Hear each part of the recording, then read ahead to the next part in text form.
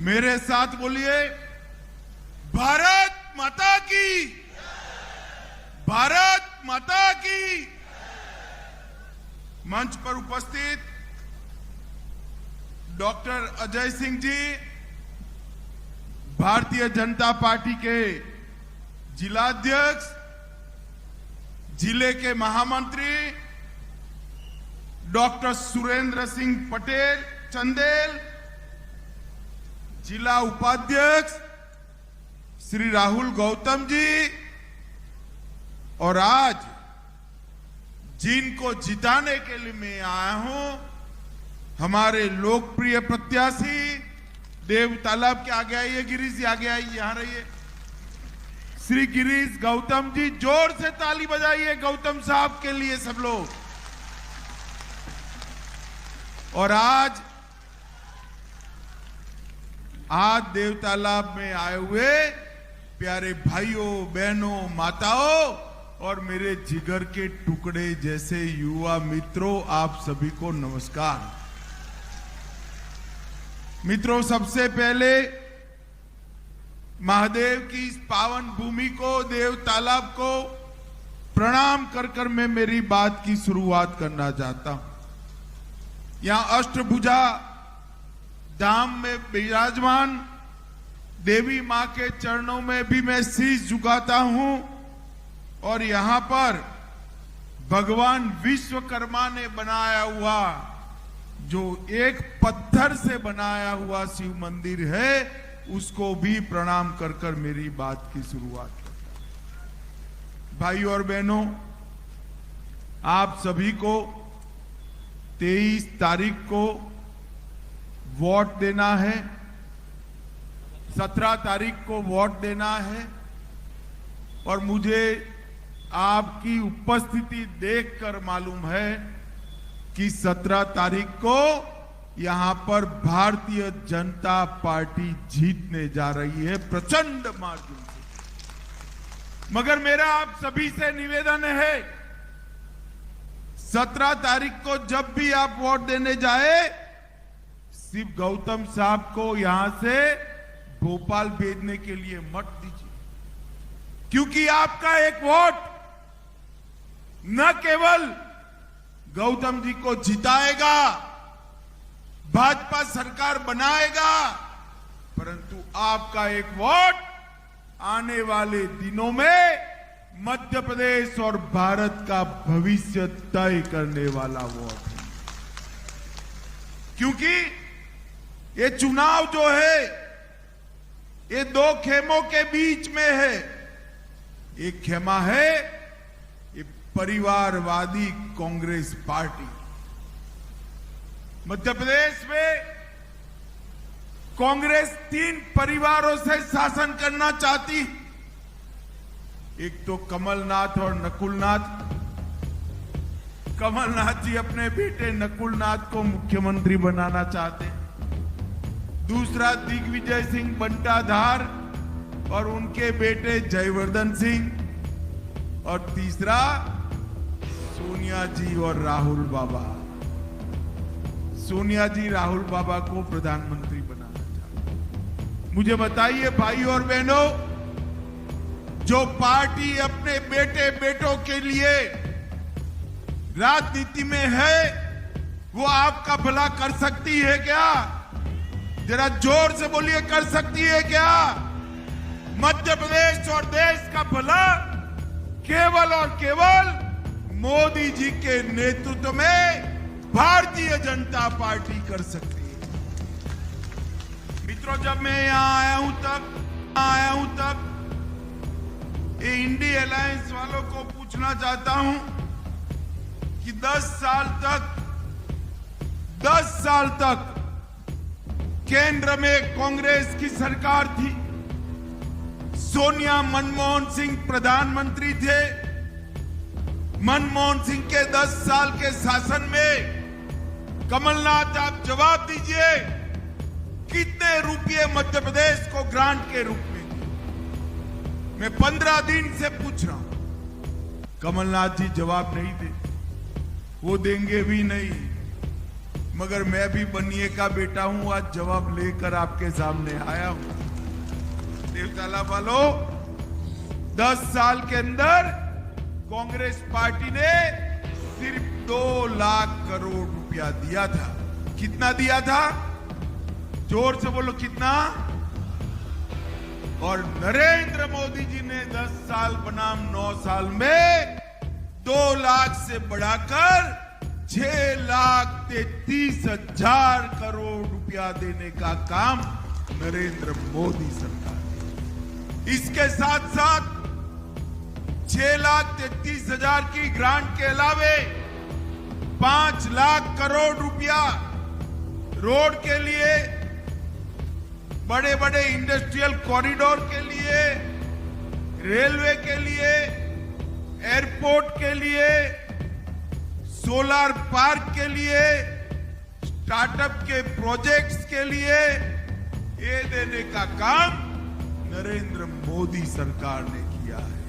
और एक कांग्रेस पार्टी, इसने हमेशा मध्य प्रदेश को लूटकर, कमलनाथ जी मध्य प्रदेश को लूटकर कांग्रेस पार्टी का एटीएम बनाने के अलावे कोई काम नहीं किया।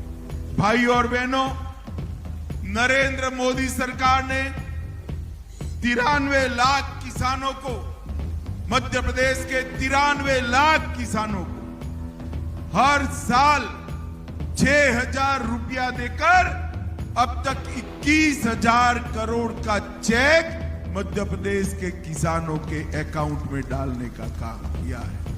और मैं आज बताकर जाता हूं, देव तालाब में हमने हमारे घोषणा पत्र के अंदर वादा किया है, मोदी की गारंटी है, आप कमल फूल की सरकार बना दो। 3 तारीख को भाजपा सरकार बना दो। किसानों को मिलने वाला 6,000 अब 12,000 रुपया कर दिया जाए। 65 लाख गरीबों के घर में नल से जल पहुंचाया। 3,70,00,000 गरीबों को आयुष्मान भारत योजना का फायदा पहुंचाया। 5 लाख तक का सारा इलाज आज Narendra Modi ji free of cost कर रहे हैं। मैं आपको बताता हूं, हमने घोषणा पत्र में मोदी गारंटी दिया है, यहां डबल इंजन की कमल फूल की सरकार बना दीजिए। 3 दिसंबर के बाद 5 लाख तक के खर्चे की जगह 10 लाख तक का खर्चा फ्री ऑफ कॉस्ट मुफ्त में किया जाए। भाई और बहनों, 80 लाख गरीबों के घर में शौचालय बनाए। 82 लाख उज्ज्वला के गैस कनेक्शन दिए। और फिर से एक बार मोदी गारंटी है, सारे उज्ज्वला कनेक्शन में गैस के दाम कितने भी बढ़ जाए, आप माताओं बहनों चिंता मत करिए। मध्य प्रदेश में गैस का सिलेंडर 3 दिसंबर के बाद 450 रुपये में मिलेगा। 450। प्रधानमंत्री आवास 36 लाख देने का काम किया और डायरेक्ट बेनिफिट ट्रांसफर स्कीम देकर हमने गरीबों को कोई बिचौलिए के बगैर उनका फायदा पहुंचाने का काम भारतीय जनता पार्टी की सरकार ने किया। मित्रों, ये दिग्विजय की सरकार थी। मध्य प्रदेश को बंटाधार कर दिया था इन्होंने। मध्य प्रदेश को बीमारू राज्य बना। मैं गुजरात में रहता हूं। गुजरात से उस वक्त बाबा महाकाल के दर्शन करने के लिए आते थे। अहमदाबाद से निकलता था, दाहोद तक आराम से सो जाता था, मगर दाहोद से झाबुआ में जैसे घूमते थे, घुसते थे, गाड़ी धड़ाम से गड्ढे में गिरती थी और नींद खुल जाती। झाबुआ से बाबा महाकाल उज्जैन तक गाड़ी खड्डे में है, रोड खड्डे में है। जैसा कि यहाँ देख पा रहे हैं कि भीड़ इकट्ठा हो चुकी है और इतनी भीड़ देव तालाब में पहले कभी नहीं दिखी। जो आज इस ग्राउंड में दिख रही है। तो हम आपको बताना चाहेंगे कि भीड़ इतनी ज्यादा हो चुकी है कि लोगों को बैठने के लिए जगह ना पूजने के कारण ना होने के कारण लोग यहाँ अपनी व्यवस्था बना के जमीन पर भी बैठ रहे हैं। क्यों बैठ रहे हैं जमीन पर, क्यों बैठे हुए हैं, क्या अब यहाँ स्थान है नहीं, कभी जमीने पर नहीं बैठा, वहाँ का स्थान है नहीं, क्या कहेंगे? स्थान ना होने के कारण। क्या नाम है आपका? मेरा नाम प्रशांत शर्मा है। कहाँ से आए हैं? यही देव तालाब। कितने वर्ष के हैं? वोट डालने लगे? हाँ, वोट डालने लगे। मैं 22 साल। पार्टी को वोट दे रहे हैं? मेरी पार्टी तो बीजेपी ही है। बीजेपी को क्यों, कांग्रेस को क्यों नहीं? कांग्रेस भी अच्छी, ऐसी बात नहीं, लेकिन हमारे नेताजी बहुत ही अच्छे हैं। इन सब चीजों के ध्यान में रखते हुए हम लोग। नेता सभी अच्छे होते हैं? अच्छे होते हैं, ऐसा मैं नहीं बोल रहा हूँ कि कोई खराब है, लेकिन हर चीज को ध्यान में देते हुए बहन भाई माता हर चीजों को। युवा जो है तो बीजेपी की ओर लहर दिखाई दे रही है। यहाँ की नायुवक जो पीढ़ी है तो लगातार बीजेपी की ओर दिखती नजर आ रही है। ये क्या नाम है आपका? हमारा नाम हैदर अली है। कहाँ से आए हुए? हम भरगमा गांव से आए हैं। भरगमा। क्या चाहते हैं इस बार? आज अमित शाह का दौरा हुआ है। हम इस बार चाहते हैं गिरीश गौतम जी को, क्योंकि इस पंचवर्षीय जो है उन्होंने बहुत काम किया। पिछले 5 वर्ष में काम नहीं किया, उसके पहले भी किया, लेकिन इस बार कुछ पावर बढ़ गया। जब पावर बढ़ गया तो हाथ फैल गया, और जब हाथ फैला तो भगाभग काम चालू। कांग्रेस ने काम नहीं किया। कांग्रेस क्या किया है यार, बताइए आज तक क्या हुआ है? आज 15 साल 20 साल पहले आप यहाँ क्या था? कुछ नहीं था। आज बताइए क्या है? इसलिए पुनः हम लोग चाहते हैं कि चौथी 5वीं बार गिरीश गौतम जी फिर आए, और इस बार विधानसभा अध्यक्ष नहीं, जहाँ तक है उससे भी अच्छा पद लेते आए। धन्यवाद। कहते हैं कांग्रेस के उनके भतीजे परवेश गौतम जी? अरे अभी में सब उड़ जाएंगे यार, देख नहीं रहे आप, यहाँ जनता को बैठने के लिए जगह नहीं है। अभी तो जनता आना शुरू की है। तो परवेश भी जी गलत नहीं है, लेकिन ये है कि हमारे विधायक जी, भाई देखिए, बाप बेटे में है लड़ाई, तो यहाँ बाप के सामने बेटा कहाँ टिकेगा, ये आप बताइए। बाप बाप होता है, बेटा बेटा होता है। ठीक है, और कुछ कर 18 साल के अंदर शिवराज जी के शासन में मध्य प्रदेश बेमिसाल राज्य बना है। बीमारू राज्य से बेमिसाल राज्य बनने का काम भारतीय जनता पार्टी ने किया है। 23,000 करोड़ का बजट छोड़कर गए थे वो लोग, सिर्फ 23,000 करोड़ का। शिवराज जी ने अंतिम बजट 23,000 करोड़ से बढ़ाकर 3,14,000 करोड़ का बजट देने का काम मध्य प्रदेश सरकार ने किया है। एसटी, एससी, ओबीसी सिर्फ 1,000 करोड़ का बजट था, 1,000 करोड़ का बजट बढ़ाकर 64,000 करोड़ का करने का काम भारतीय जनता पार्टी ने किया है। मेडिकल कॉलेज की सीटें सिर्फ 620 थी, अब 4,000 है, और पर्यटक मध्य प्रदेश में 64 लाख सिर्फ आते थे, अब 9 करोड़ पर्यटक मध्य प्रदेश में आते हैं, एक साल में 9 करोड़। मध्य प्रदेश को बीमारू राज्य से बेमिसाल राज्य बनाया। आप कमल के फूल पर बटन दबाइए, ये बेमिसाल राज्य को हम भारत का बेस्ट राज्य बनाकर आपको वापिस देंगे, बेस्ट राज्य बनाकर। माताओं, भाइयों, बहनों, ओबीसी की बात करते हैं, और राहुल बाबा को भी किसी ने भाषण लिखकर दे दिया है कि ओबीसी बोलने से, पिछड़ा वर्ग की बात करने से ज्यादा वोट मिलते हैं। तो राहुल बाबा बोलते ही जा रहे, बोलते ही जा रहे। नीट की एग्जाम में 27% आरक्षण किया, केंद्रीय स्कूलों में पिछड़ा वर्ग के बच्चों का 27% आरक्षण किया। इसके साथ साथ सैनिक स्कूलों में 27% आरक्षण किया, और आजादी के बाद सबसे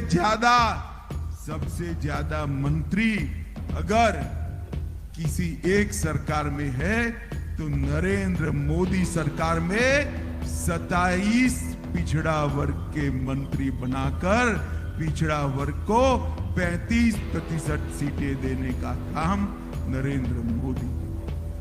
भाई और बहनों, मुझे बताओ जरा, ये कश्मीर जो है हमारा है या नहीं है? ऐसे नहीं, जरा राहुल बाबू को सुनाई पड़े ऐसे बोलो, है या नहीं है? धारा 370 हटनी चाहिए थी या नहीं हटनी चाहिए थी? इस धारा 370 को कांग्रेस पार्टी अनौरस बच्चे की तरह 70 साल से गोदी में पाल कर रखी थी। आपने मोदी जी को प्रधानमंत्री बनाया 5 अगस्त 2019 को। मोदी जी ने धारा 370 को समाप्त कर हमेशा के लिए कश्मीर को अपना। और उस वक्त जब मैं बिल लेकर पार्लियामेंट में खड़ा हुआ, ये राहुल बाबा क्या भाषण करते थे कि मत हटाओ धारा 370, खून की नदियां बहना। अरे राहुल बाबा, 5 साल हो गए, धारा 370 हटा दी, खून की नदियां छोड़ो, कंकर चलाने की किसी की हिम्मत नहीं है। कंकर चलाने नरेंद्र मोदी जी ने देश को सुरक्षित करने का काम किया। आपकी सरकार थी, आए दिन पाकिस्तान से आलिया मालिया जमालिया आते थे, बम धमाके कर चले जाते थे और मौनी बाबा मनमोहन सिंह के मुंह से उफ नहीं निकलता था। नरेंद्र मोदी जी आए, उरी और पुलवामा में हमला किया। मोदी जी ने 10 ही दिन के अंदर सर्जिकल स्ट्राइक और एयर स्ट्राइक कर पाकिस्तान के घर में घुसकर आतंकवादियों का सफाया करने का काम नरेंद्र मोदी जी ने देश को सुरक्षित किया है। मोदी जी ने देश को समृद्ध किया है। मोदी जी ने देश को सम्मान दिलाने का काम किया है। भारत के तिरंगे को चंद्रयान के माध्यम से चंद्रमा पर पहुंचाने का काम नरेंद्र मोदी जी ने किया है। नई पार्लियामेंट बनाने का काम नरेंद्र मोदी जी ने किया है और माताओं बहनों को 33% आरक्षण देने का काम भी नरेंद्र मोदी जी ने किया है। नरेंद्र मोदी, मुझे बताओ भाई देवता लाभ वालों, अयोध्या में राम मंदिर बनना चाहिए या नहीं बनना चाहिए? जरा जोर से बोलो, बनना चाहिए या नहीं बनना चाहिए? 70 साल से एक कांग्रेस पार्टी राम मंदिर के मुद्दे को अटका रही थी, लटका रही थी, भटका रही थी। 550 साल से प्रभु श्री राम अपमानित अवस्था। नरेंद्र मोदी सरकार आई, मोदी जी ने राम मंदिर का शिलान्यास करने का काम कर दिया। और मित्रों, 2014 से 19 में पार्टी का अध्यक्ष था। ये राहुल बाबा मुझे बहुत ताने लगाते थे, कहते थे मंदिर वहीं बनाएंगे, तिथि नहीं बताएंगे। अब राहुल बाबा, ये भगवान शिव की भूमि पर मैं कहने आया हूं, 22 जनवरी 2024 को रामलल्ला की प्राण प्रतिष्ठा अयोध्या में होने वाली है। देखो आप लोग, इस बार 3 दिवाली मनानी है। एक तो मना लिए, परसों मनाया ना, 2 दिन पहले मनाया नहीं बनाया। दूसरी 3 दिसंबर को सरकार बने तब मनानी है और तीसरी दिवाली 22 जनवरी को प्रभु श्री राम अपने मंदिर में बैठे तब।